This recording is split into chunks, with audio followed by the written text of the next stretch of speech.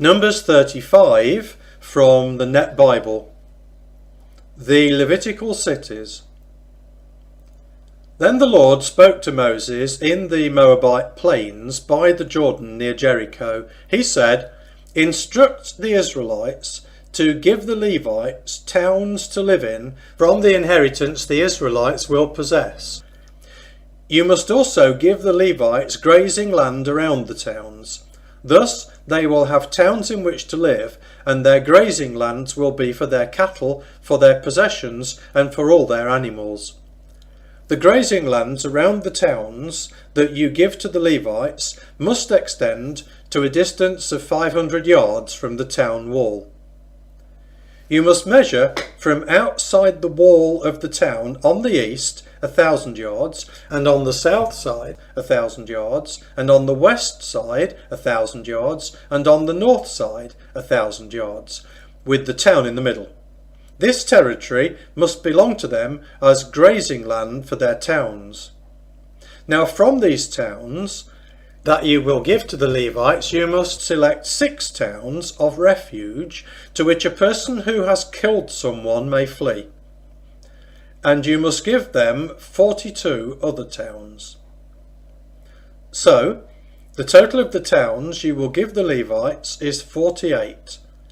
You must give these together with their grazing lands. The towns you will give must be from the possession of the Israelites.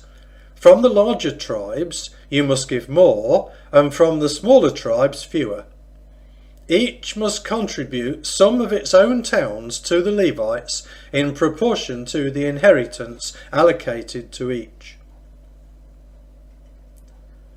The Cities of Refuge.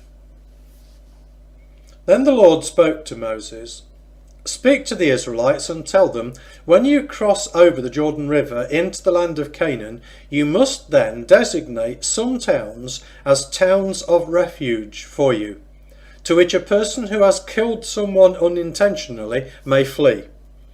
And they must stand as your towns of refuge from the avenger, in order that the killer may not die until he has stood trial before the community.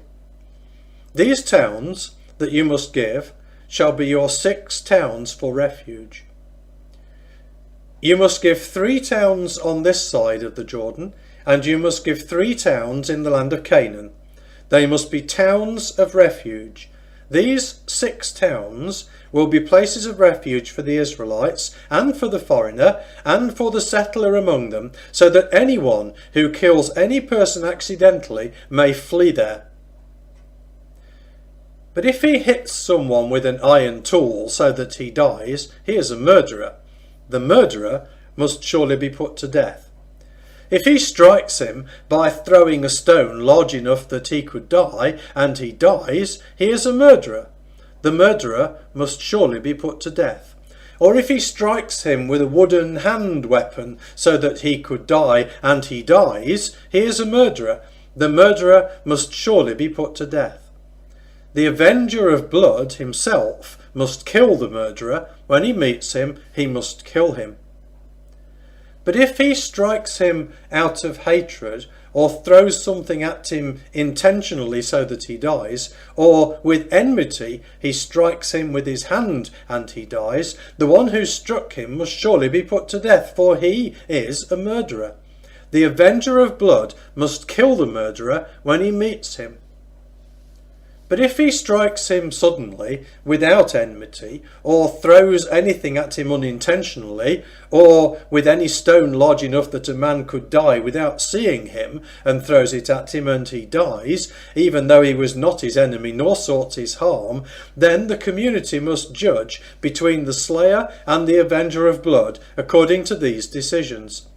The community must deliver the slayer out of the hand of the avenger of blood, and the community must restore him to the town of refuge to which he fled, and he must live there until the death of the high priest who was anointed with the consecrated oil.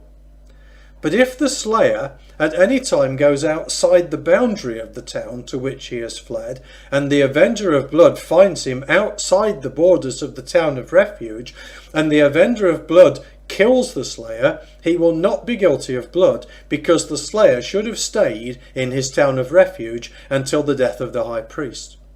But after the death of the high priest, the slayer may return to the land of his possessions. So these things must be a statutory ordinance for you throughout your generations in all the places where you live. Whoever kills any person, the murderer must be put to death by the testimony of witnesses, but one witness cannot testify against any person to cause him to be put to death. Moreover, you must not accept a ransom for the life of a murderer who is guilty of death. He must surely be put to death. And you must not accept a ransom for anyone who has fled to a town of refuge to allow him to return home and live on his own land before the death of the high priest.